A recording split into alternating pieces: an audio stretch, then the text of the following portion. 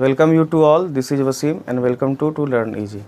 आज हम लोग NCERT book geography first chapter resources study. First of all we have to understand the basic information about the resources. Resources क्या होते हैं? तो anything that can be use to satisfy a need is a resources.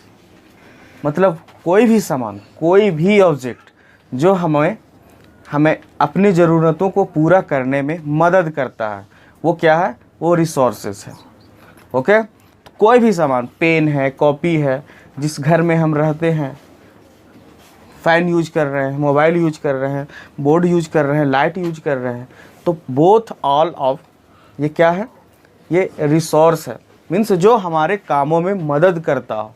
Anything that can be use to satisfy a need, हमारी ज़रूरतों को जो पूरा करता है वह क्या है? वही संसाधन, उसी को हम क्या कहेंगे? रिसोर्स। ठीक है, तो एग्जाम्पल में द वाटर वी ड्रिंक, है ना, जो पानी हम पीते हैं, the textbook we use to study और ऑल रिसोर्सेज, ये सब के सब रिसोर्सेज हैं। हमारे इन्वायरमेंट में, हमारे आस पास पड़ोस में जो भी ऑब्जेक्ट यूजेबल है, जिसको हम यूज कर सकते हैं, that is our resource. Okay, वो हमारा संसाधन है। मोटर बाइक, साइकिल, गाड़ी, टेम्पू, रेल, ओके, रोड, ये सब क्या है? रिसोर्स के अंडर रिसोर्सेस है। It is clear. Second point is utility. Utility मतलब यूजिबिलिटी, जिस चीज़ को हम लोग यूज़ करते हैं। यूटिलिटी और usability is that make an object और सब्सटेंस अ रिसोर्स। यूज़ के आधार पे, मतलब यूजेस के इस्तेमाल के आधार पे हम उसको क्या करते हैं? रिसोर्स में कन्वर्ट करते हैं। जैसे वाटर, ड्रिंकिंग में यूज होता है। वाटर का यूज क्या है? पीने में यूज है। इलेक्ट्रिसिटी का यूज क्या है? तो एनी ऑब्जेक्ट इलेक्ट्रिक से जो चलता हो, फैन हो, फ्रिज है, कूलर है, वॉशिंग मशीन है, ये किससे वर्क करता है? तो ये इलेक्ट्रिसिटी से। तो रिक्शा से हम लोग क्या करते हैं? From a place to other place move करने, है ना, ट्रैवल करने में ये हेल्प करता है। वेजिटेबल हम यूज़ करते हैं। एंड टेक्स्ट बुक हम स्टडी करते हैं। हैव समथिंग इन कॉमन, तो समथिंग इन कॉमन में क्या है? तो ये सब यूजेबल है, ये हमारे नीड्स को सेटिस्फाइड करता है। Okay, they are all used by us, ये हमारे द्वारा, हम सब के द्वारा क्या होता है? ये यूज़ किया जाता है। That's why we can say that this object are utility, okay, और यूजेबिलिटी। अब हम लोग देखेंगे types of resources. Okay, types of resources.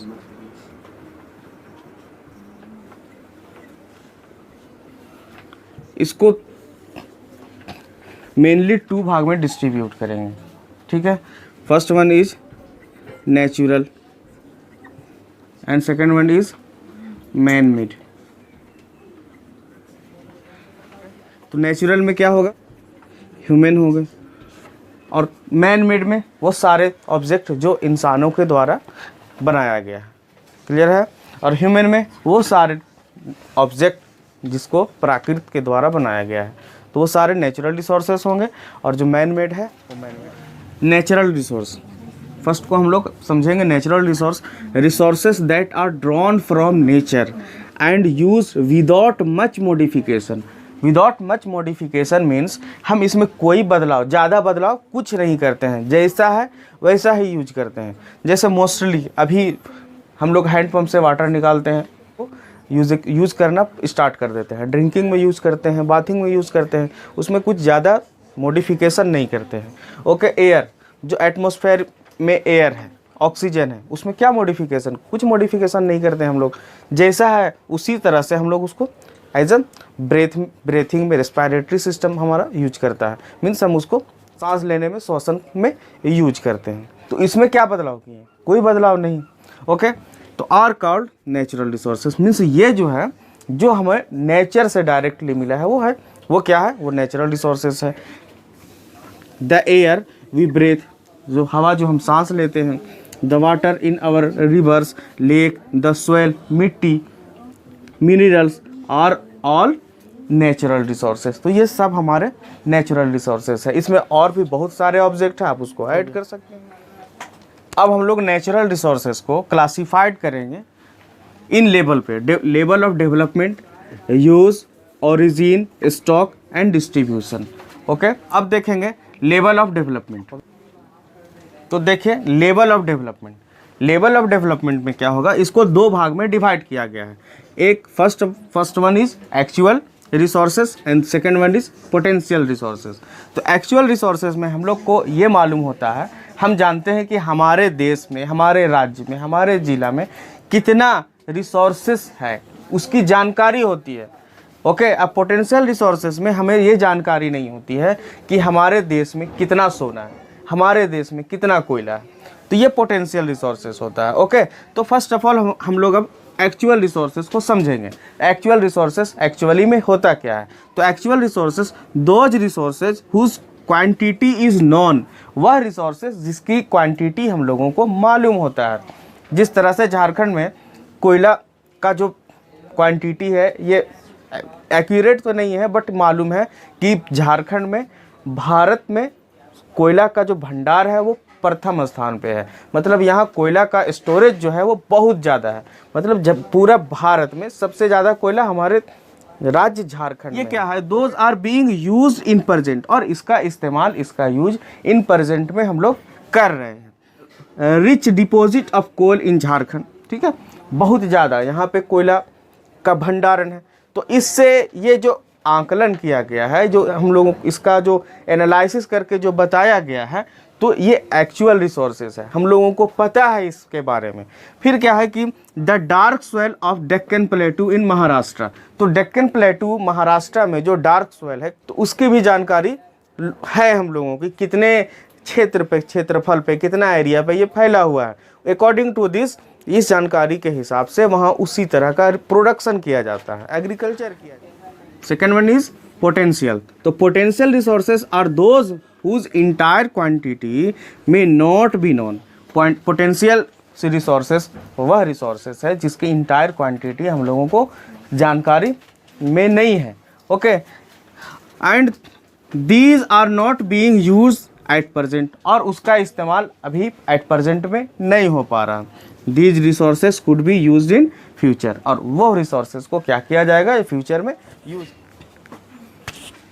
According to origin, origin means उत्पत्ति के आधार पे इसको दो भाग में बांटा जाएगा। First one is abiotic and second one is biotic. Abiotic क्या होगा कि abiotic resources are non living. Abiotic resources are non living, वह ऑब्जेक्ट, वह रिसोर्सेस जिसमें जान नहीं हो, वो क्या होंगे अबायोटिक रिसोर्सेस में। मेन एग्जांपल है सॉइल, रॉक्स, मिनरल्स। ये क्या है, ये अबायोटिक रिसोर्सेस है।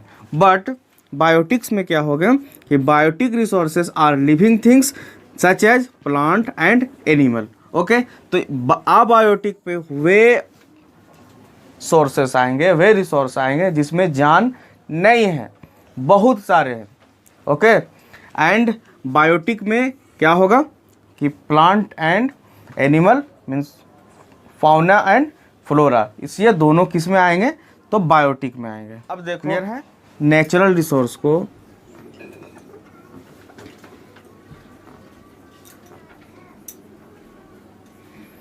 टू टाइप में हम लोग कैटेगराइज करेंगे। एक क्या है renewable and second one non renewable. First one is renewable. तो रीन्यूएबल मीन्स क्या, renewable resources are those which get renewed, मतलब फिर से हम लोग इसको पा सकते हैं, रिन्यूड कर सकते हैं, नया किया जा सकता है, और replenished okay quickly. Some of these are unlimited and are not affected by human activity. और ये क्या होते हैं कि ह्यूमन एक्टिविटी के द्वारा कोई इफेक्ट इस पर नहीं होता है। तो आप यहाँ पिक्चर देखें और समझे, सोलर एंड विंड, सूरज की रोशनी हर दिन हम लोगों को एडिक्वेट क्वांटिटी में मिलता रहेगा। विंड ये कभी प्रभावित नहीं होगा, बट इसमें से कुछ ऐसे रीन्यूएबल रिसोर्सेज है जो इफेक्टेड होंगे, जैसे वाटर। वाटर को अगर हम लोग बेवजह बर्बाद करते हैं तो उससे वो रिन्यू होता है by the water cycle.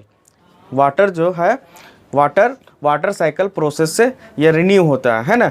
But ये अगर हम इसको ज़्यादा बर्बाद करेंगे, अगर पानी जो यूजेबल पानी है उसको बर्बाद करेंगे तो it not be better for us. And इसी तरह से सॉइल भी जो है ये क्या है, रीन्यूएबल रिसोर्सेस है। बट इसकी कटाई, इरोजन, इससे ये इफ़ेक्ट होता है, इससे ये प्रभावित होता है। और साथ साथ ये रिन्यू होने में इसमें थोड़ा प्रॉब्लम होता है, टाइम लगता है। क्लियर है? तो ये था रीन्यूएबल रिसोर्सेज, मीन्स वह रिसोर्सेज जो आसानी से रिन्यू हो जाए, that one is called renewable resource. अब देखो non renewable resources, the resources which has a limited stock means ये ख़त्म हो जाएगा। Once the stock are exhausted, it may take thousands of years to be renewed and replenished. Means वह resources जिसका stock limited है, means एक limited है, पैमाइश हो चुकी है, नापा हुआ है। And once the stock are exhausted, अगर इसका इस्तेमाल कर लिया जाएगा, यूज कर लिया जाएगा, तो it may take thousands of year, हजारों साल लगेंगे इसको फिर से रिन्यूड होने में, फिर से बनने में। समझ में आ रहा है? तो इस तरह के रिसोर्सेस को क्या कहेंगे? Non renewable resources. क्या कहेंगे? Non renewable resources. Such resources are कोयला एक बार ख़त्म हो जाएगा तो फिर से कोयला का भंडारण होने में लगभग हजारों साल लगेंगे, कई हजार साल लगेगा, इसका कोई अंदाज़ा नहीं है। पेट्रोल, डीजल, मोबिल, ये सारे के सारे पेट्रोलियम एलिमेंट है। ओके, तो ये क्या हो जाएंगे, अगर एक बार ख़त्म हो जाएगा तो इसको भी फिर से रिन्यू होने में हजारों साल लगेंगे। फिर है नेचुरल गैस भी हम लोग को पेट्रोलियम से ही मिलता है, तो ये भी ख़त्म हो जाएगा। तो ये इसको फिर से हम लोग अगर यूज करना हो तो हजारों साल लगेंगे। तो for this we have to follow certain rule to save और conserve the non renewable resources, है ना। हम लोगों को क्या करना चाहिए? पब्लिक ट्रांसपोर्ट यूज करना चाहिए फॉर पेट्रोल को बचाने के लिए पब्लिक ट्रांसपोर्ट यूज करना चाहिए। पॉइंट है human made resources. Sometimes natural substance become resources only when their origin form has been changed. Iron ore was not a resource until people learned to extract iron from it. People use natural resources to make building, bridges, roads, machines and vehicles, which are known as human made resources. Human made resources कैसे बनते हैं? तो suppose करो कि मिट्टी है, तो मिट्टी का यूज़ करके ईंट को बनाया जाता है, और ईंट का यूज़ कर ब्रिक्स का यूज़ कर क्या बिल्डिंग बनाई जाती है, रोड बनाया जाता है, कंस्ट्रक्शन किया जाता है। तो जब वो मिट्टी था, एज अ सॉइल था, तो वो नेचुरल रिसोर्स था। लेकिन जब इंसान मीन्स ह्यूमन उसको एक स्ट्रक्चर दे करके एक रिसोर्स के रूप में एज अ ब्रिक्स बनाए, तब जा कर के ये क्या होता है कि ह्यूमन मेड रिसोर्स बनता है।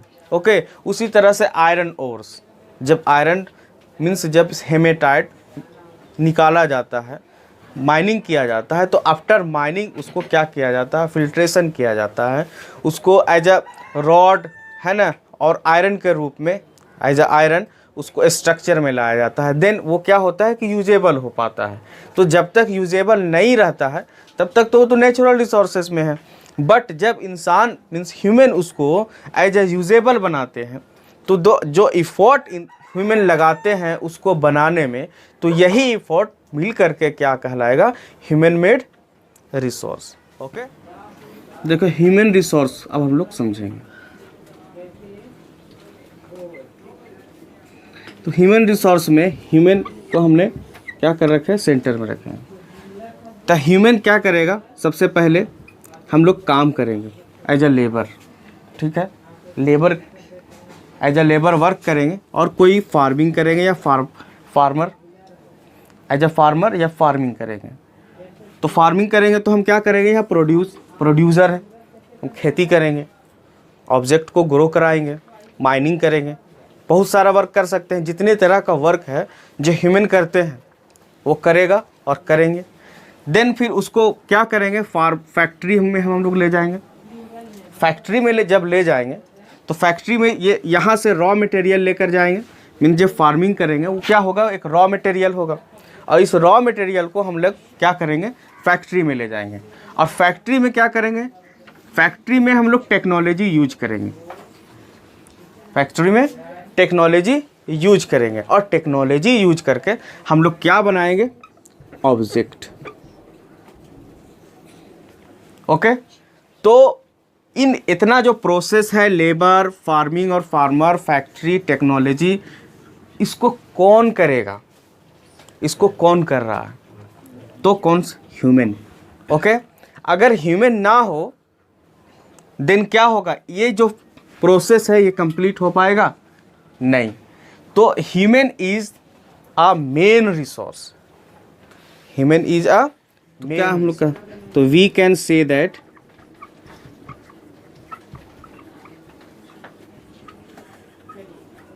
people are human resource। Okay, human क्या है, एक रिसोर्स। क्लियर है। Next point is conserving resources. Okay, तो कंजर्व मीन्स क्या होगा, बचाना। ठीक है, रिसोर्सेस संसाधन। तो हम कैसे इसको कंजर्व करें, किस तरह से इसको बचाएं। To conserving resources, using resources carefully. हम लोगों चाहते हैं कि हमारा रिसोर्सेस कोल, पेट्रोलियम, गैसेस अगर कंजर्व हो तो क्या करना पड़ेगा, using carefully and giving them time to get renewed, और टाइम देना पड़ेगा उसको रिन्यू होने के लिए, कॉल्ड रिसोर्स कंजर्वेशन। तो ये जो प्रोसेस है जिसके जरिए हम लोग क्या कर सकते हैं, नेचुरल रिसोर्सेस को कंजर्व कर सकते हैं, बचा सकते हैं। चैनल पे आने वाले नए स्टूडेंट्स से रिक्वेस्ट है कि चैनल को सब्सक्राइब करें, लाइक करें, ज़्यादा से ज़्यादा शेयर करें। Thank you for watching.